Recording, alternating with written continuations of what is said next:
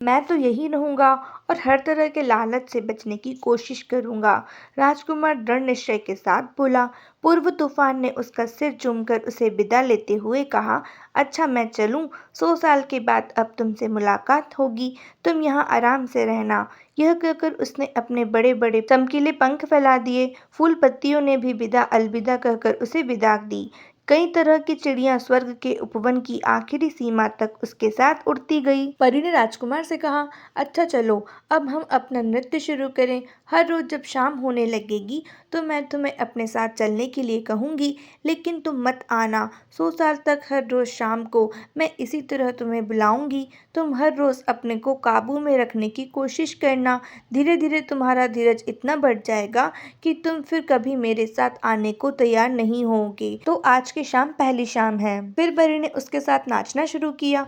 दोनों खूब देर तक नाचते रहे। उसके साथ साथ वहाँ के सारे फूल पौधे भी नाचते रहे। जब शाम होने लगी तो कमरे की एक दीवार गायब हो गई और राजकुमार को पाप और पुण्य के ज्ञान का वह अनोखा वृक्ष दिखाई देने लगा। उसने सुना जैसे कोई उसकी माँ की आवाज में बुला रहा हो, आओ राजकुमार, चलो मेरे साथ, आओ चलो। और राजकुमार अपना वादा भूलकर फौरन उसकी ओर दौड़ा चला गया। हालांकि यह उसकी पहली ही शाम थी। फूलों की खुशबू और भी घनी हो गई, नृत्य का संगीत और भी मधुर हो गया।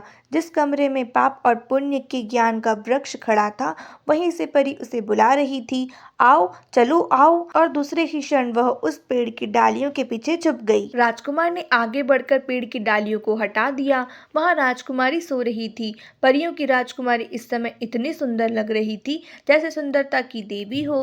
राजकुमार ने आगे बढ़कर उसे छू लिया, लेकिन जैसे ही उसने उसे छुआ कि बहुत जोर से बिजली कड़की। स्वर्ग का उपवन कांप उठा। देखते देखते परी गायब हो गई और स्वर्ग का उपवन पाताल में धंसने लगा। धीरे धीरे उपवन राजकुमार से दूर हो गया। अब वह आसमान में एक तारे की तरह चमक रहा था। राजकुमार के चारों तरफ घोर अंधेरा छाया हुआ था। वह घबराकर बेहोश हो गया। कुछ देर बाद वहां बहुत ही ठंडे पानी की बरसात शुरू हो गई। तेज हवा बहने लगी। काफी देर बाद राजकुमार को होश आया। वह बड़बड़ाने लगा, हाँ यह मैंने क्या कर डाला? मैंने भी आदम की तरह पाप किया और स्वर्ग का उपवन पाताल में धंस गया।